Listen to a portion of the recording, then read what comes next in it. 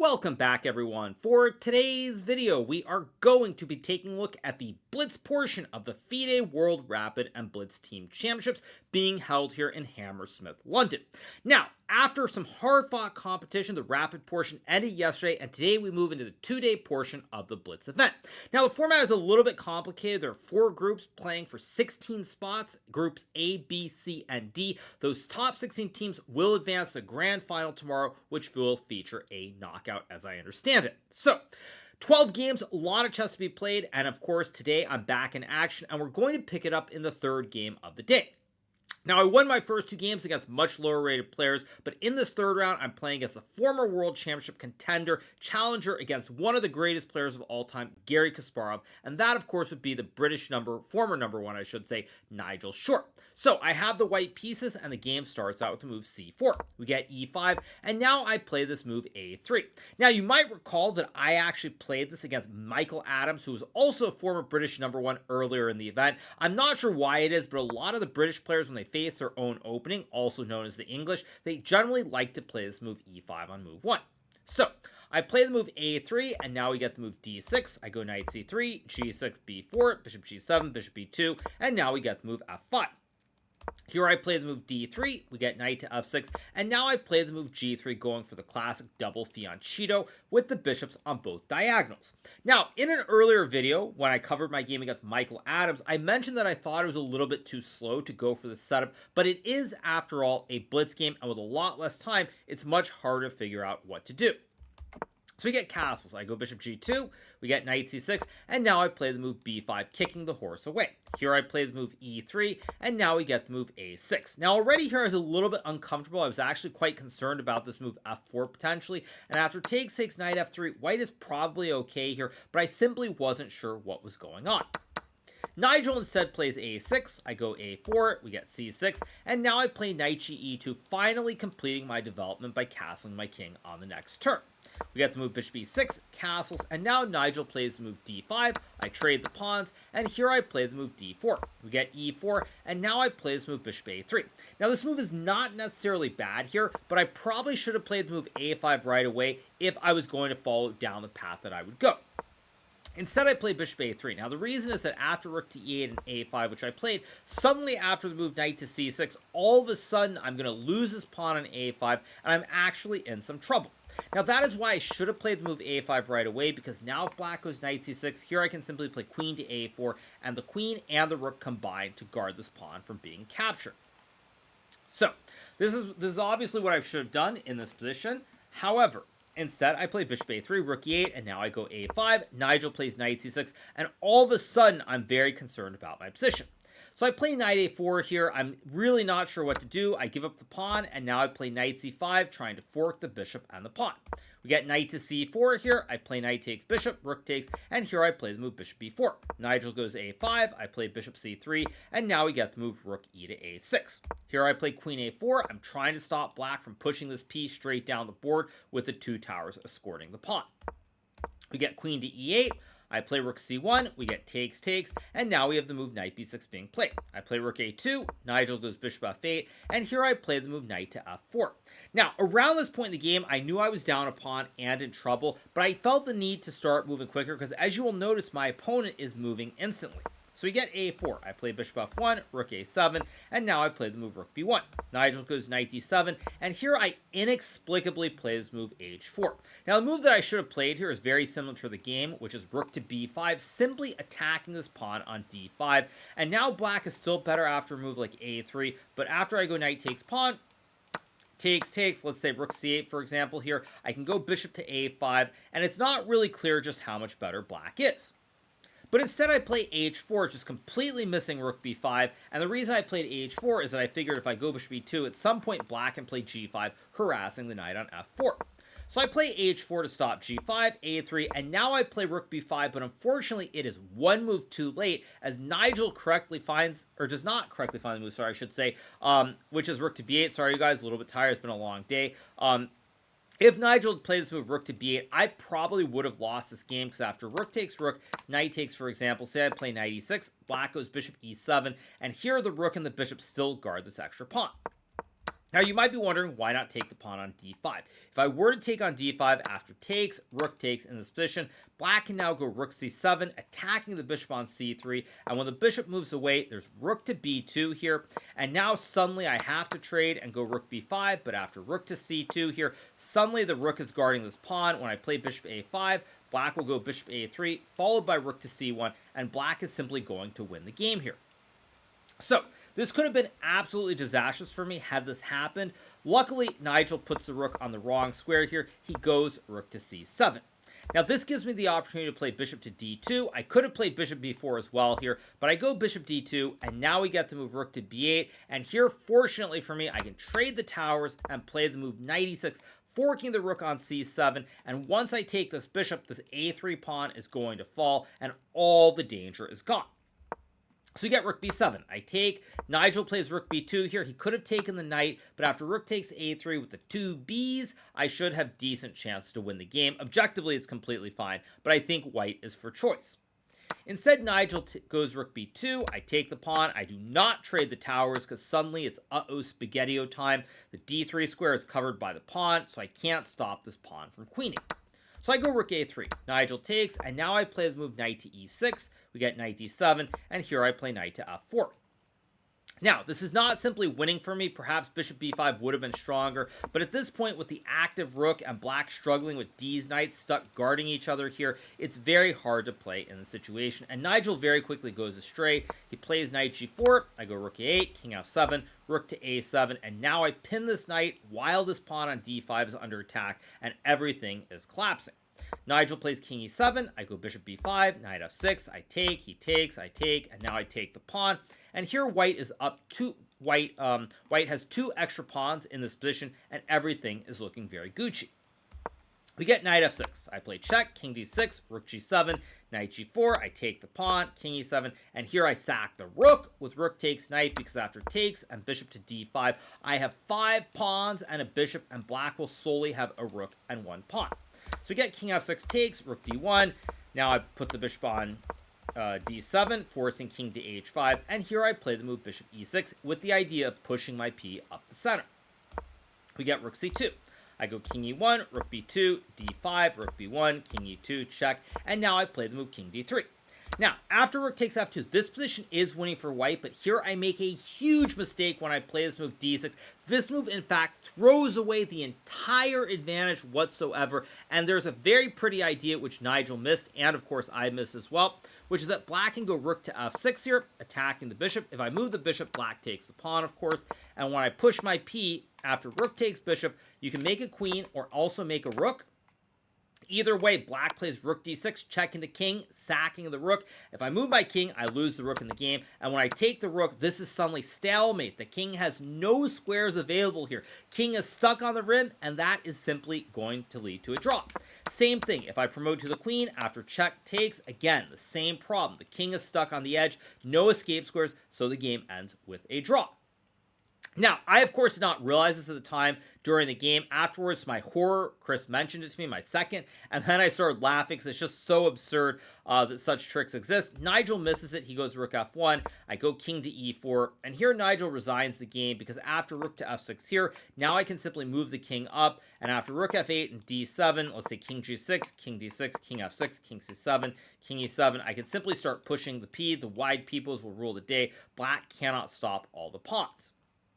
So, after king to e4, I get a very nice win against Nigel. Of course, there were many missed opportunities for both sides, but that moves me to 3 out of 3. So now we're going to move to the 4th round of the event. And in the 4th round, I'm playing another strong grandmaster, the Dutch number 2, I believe still, Jorden van Foreest. So we get the move e4. I play e5. Keep in mind, of course, I think I mentioned this at the start, but this is blitz with a 3-minute plus 2-second increment, so the games go much quicker.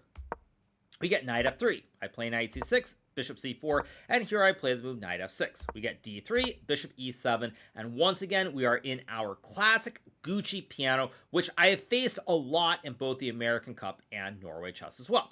We get castles, castles, rook e1, d6, and now we have the move a3. As you will recall, in Norway chess, the move a4 was played against me by both D. Gukesh from India, the current world champion, as well as Wei Yi in the final round of the tournament. Jorden instead plays the move a3. It's important to note that white pushes his pawn because say white were to play a move like h3, after knight to a5, white will no longer be able to save the light square b. If you go bishop d5, I'll play c6 and chop the bishop. If you play bishop b5, same thing, a6, b5, and again, the trade will happen and black will have the two bishops. So white really has to decide between a3 or a4.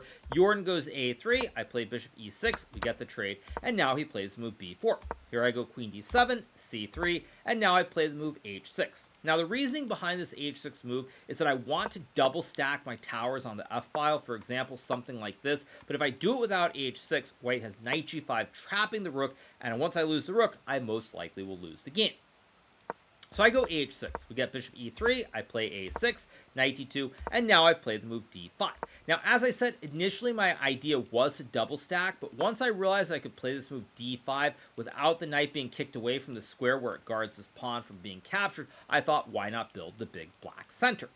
So we get queen c2, I play rook d8, d4, now I take, and here I play the move knight to h5. Now I was very proud of my time usage in this game because at this moment here, you can tell that I'm down nearly 1 minute. In a blitz game where you only have 3 minutes, time is of essence, and the fact that I was able to think on my opponent's time and find some of these moves made me very happy. So Jorden trades, he goes rook to e3, and now I play the move bishop d6. We get rook e1, and here I play rook f7. And what you will have noticed is over the last 3 to 4 moves, I have made my moves instantly, but Jorden van Foreest has used a lot of time, and now he's the one who's down 30 seconds. And more importantly, I have very obvious plans with a double stack on the file, as well as putting this knife on f4 to target the pawns around the white king.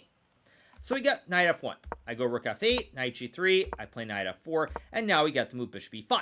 Now, Jorden is down to 30 seconds, but this is why time is so critical. If I did not have a minute and a half here, there's a very good chance that I would make a mistake, but I spend, I think, about 40 seconds, and I find what I believe is the best move, knight to h3. Now, the reason this move is so important is that if white does not take the horse, ruining the pawn structure here where the pawns become split, say white goes king to f1, now I can simply take the bishop, and after knight takes knight, it's rook takes f2, and we get a classic Arabian checkmate with the rook and the knight combining to end the game.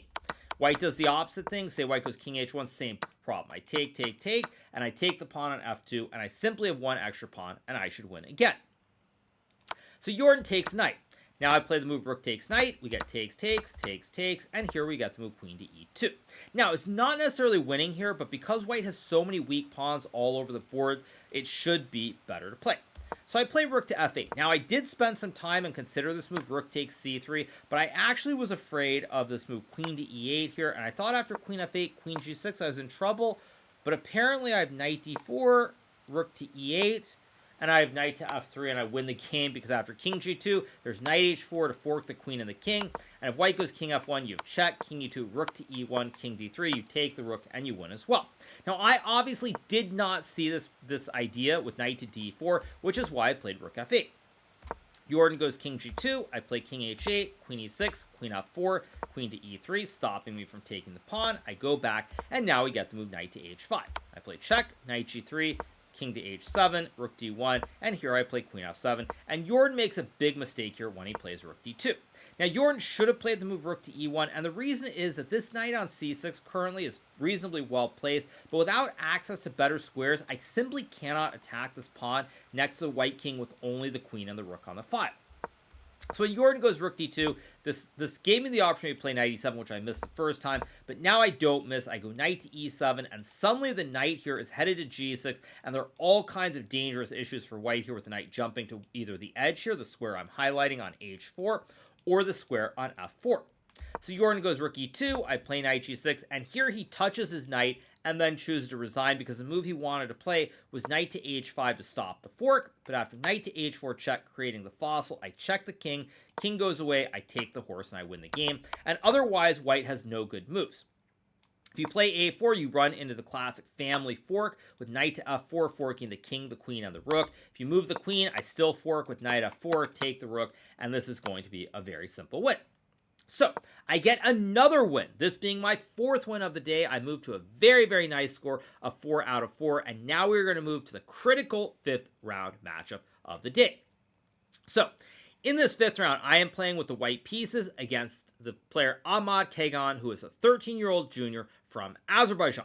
Now, I'm not super familiar with this kid. However, I did see he had a draw against Andrei Yesipenko, a very, very strong Russian player in the rapid portion, so I knew he could be dangerous.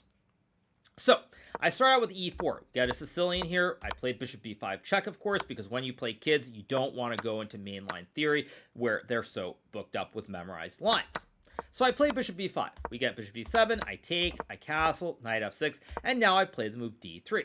We got the move knight c6, and here I play the move knight d2, e6, c3, bishop e7, and I play the move rook e1. We get castles, I go knight to f1, and here we get the move pawn to b5.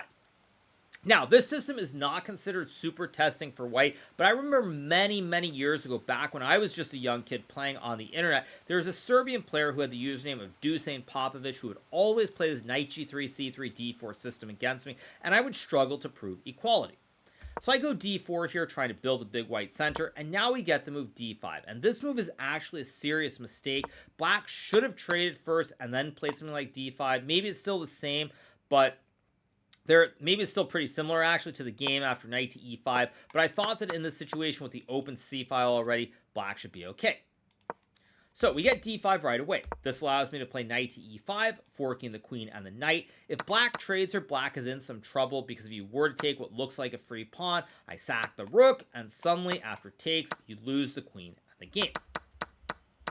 So we get queen c7. I trade, e5, knight d7, and now I play the move queen g4, bringing all of my forces over towards the king side where there's the black king. We get the move rook c8, and here I play the move knight g3. We get pawn takes pawn, bishop h6, g6, and now I take the pawn on d4. Now, it's not like this is winning or anything for white, but with the center being closed, it's really going to come down to whether I can attack on the dark squares around this king, or if black will be able to use this open c file to infiltrate and create enough counterplay. So we get the move queen c2. I play rook e2, queen d3, rook d2, queen c4, and now I make a huge mistake when I blitz out this move h4.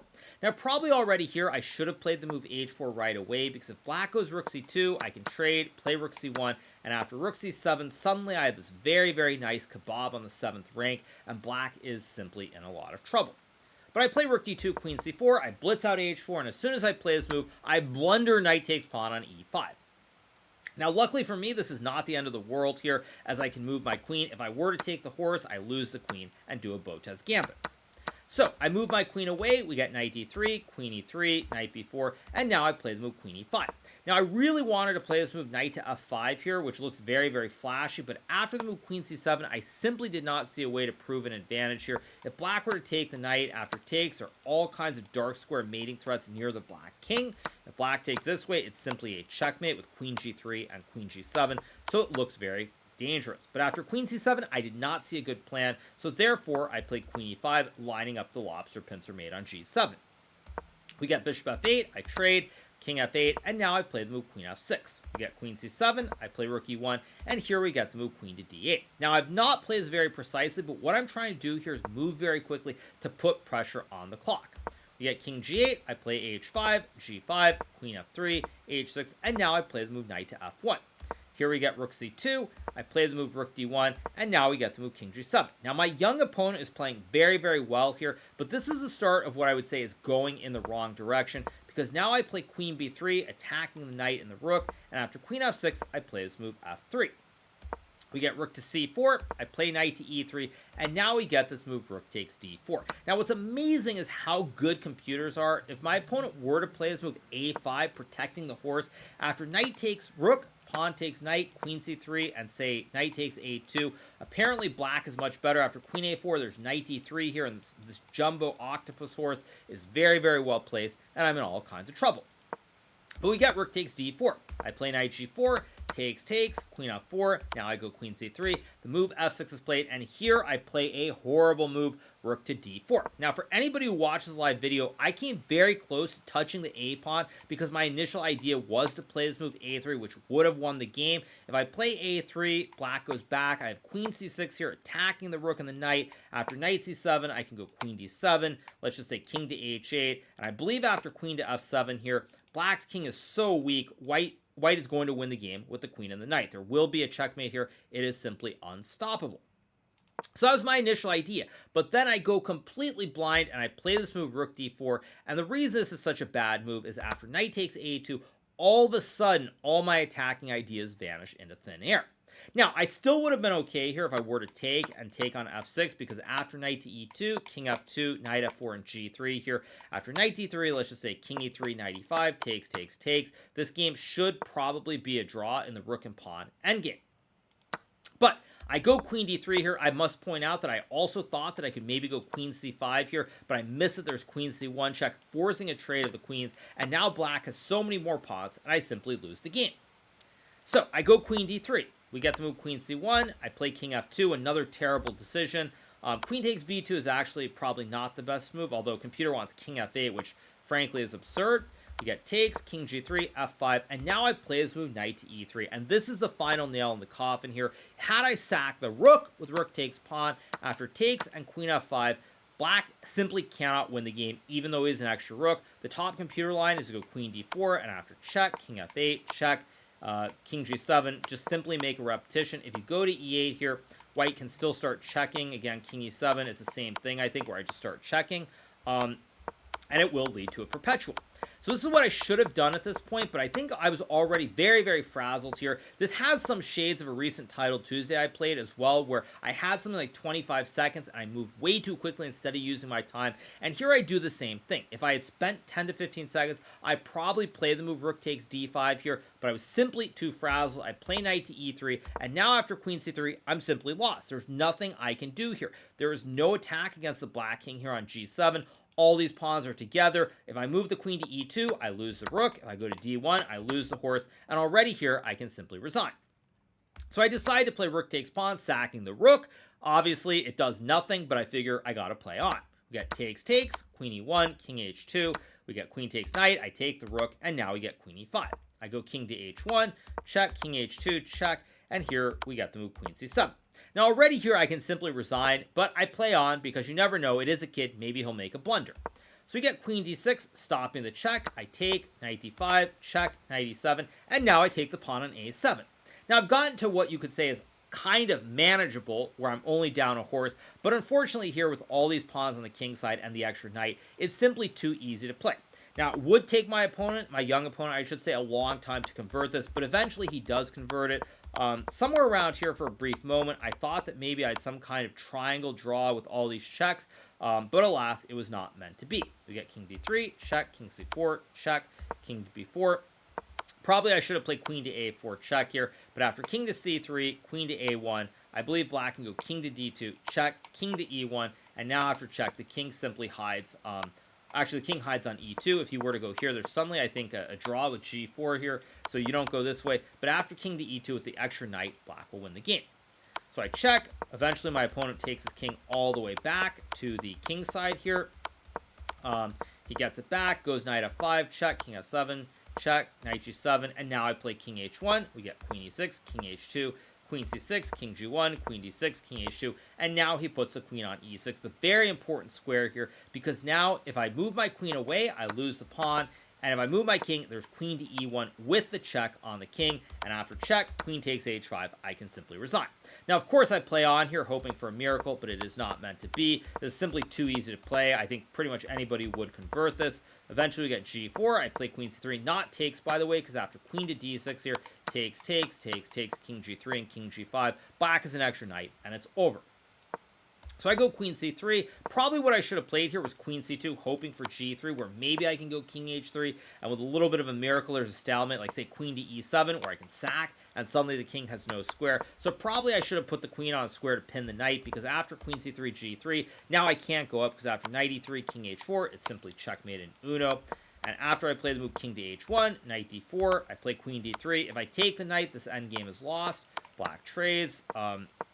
Eventually, black will bring the king around here. And at the right moment, black plays move h3. And if I go over, you take here, collect the pawn, win the game.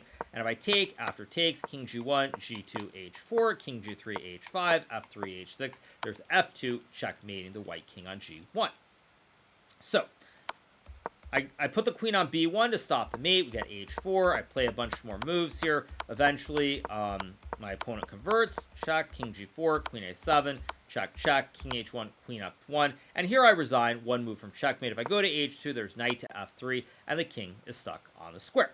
So, a very, very disappointing loss in one sense, but what I would say about this game is that I did achieve a winning position. I played relatively well. Unfortunately, at the critical moment, my brain kind of fell asleep. I went for the wrong idea, and to my opponent's credit, he did play very well. Now, my opponent's overall rating is close to 2,400. His blitz rating is a little bit deflated. He still is a very young player. I have no doubt that he will go on to become a GM, and while on the one hand, I'm disappointed in the game itself, at the end of the day, this kid will have a memory that is going to last for a very long time, if not his entire life. Who knows? Maybe he'll become world champion. This will be secondary. You never know with all these kids and how good they are. But nonetheless, a great experience for the kid. He gets the win after my big blunders in the scramble, keeps his head together, doesn't mess it up, and that's how the cookie crumbles. So, I end up losing in the 5th round game. I would go on to win in rounds 6 and 7 before calling it a day. Ultimately, as today is a qualification day, Alireza Firouzja, another teammate of mine, is not playing any of the rounds. And for me, with 5 more rounds left, I figured it's time to take a break. We're definitely going to make it in tomorrow. And I need to be fresh and ready for the knockout portion, which will be a lot more important than today's warm-up. So,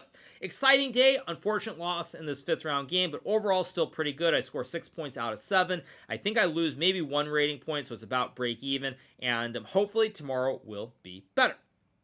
So, on that note, I hope you guys have enjoyed this recap from the first day of the Blitz portion of the FIDE World Rapid and Blitz Team Championship being held here in Hammersmith, London. If you are not already subscribed to the channel, make sure that you smash that subscribe button below, and we will be back with a recap after tomorrow, the big finale of this big Rapid and Blitz tournament here in London. Hopefully it goes well, but you'll see in the recap tomorrow. Hope you guys enjoyed it. Have a great rest of your day, and once again, a big shout out to all the great fans in London I've run into at Wasabi or on the Tube. Big shout out to all you guys. I'm glad you enjoyed the content, and I will be back tomorrow. See you guys. Bye.